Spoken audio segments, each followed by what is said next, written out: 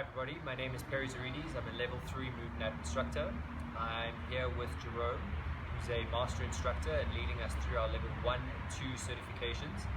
And we just wanted to get Jerome's insight and a breakdown into one of the techniques that we're busy teaching here during the certification, which is an inline hand and foot crawl. So Jerome, thanks for being here. Thanks for hosting us, Perry. We have a great workshop here, level 1 and level 2 right now. And yes, let's do a progression on how to crawl in a line, which is a regression for crawling on a beam and maybe crawling on a rail on elevated surfaces. Okay, let's have a look at it. Begin on the ground on a neutral surface, ideally somewhere that has some type of marking that you can follow a line and place your hands and your feet on to start to get you prepared for moving to more complex surfaces. Making sure that the fingers stay facing forward as you're moving contralaterally with the opposite hand and foot. Always make sure that your first line is done slowly and with stability.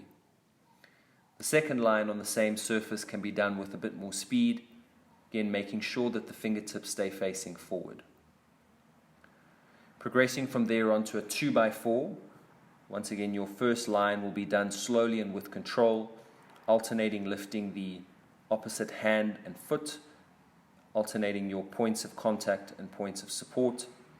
If at any point you do fall off, it's important that you start again and make sure that you're able to complete a line without losing your balance. Repeat on the 2x4, adding in a little bit more speed, making sure that you don't fall off, otherwise repeat again.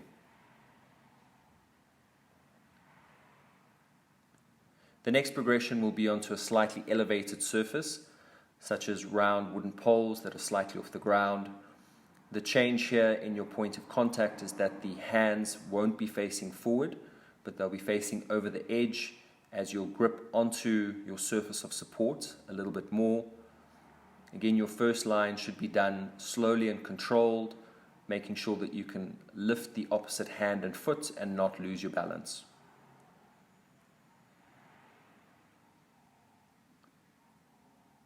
Repeat, adding in a little bit more speed, again making sure that the hand position has changed from the flat surfaces of support before. The next progression will be onto a railing, approximately hip height.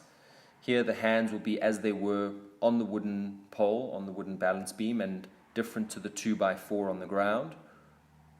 First line, again moving slowly, making sure that you can stabilize with the opposite hand and foot.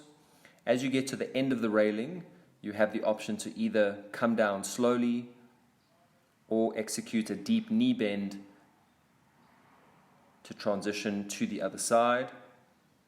As you go back, you can add in a little bit more speed. If you do lose your balance, start again.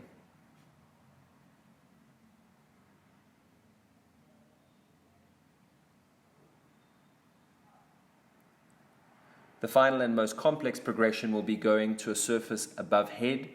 Here you'd need to be able to execute a technique such as a pop-up.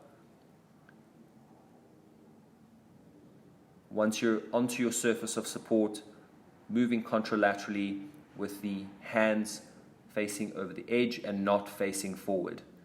At the end of your surface, come into a deep knee bend and come down slowly to the ground.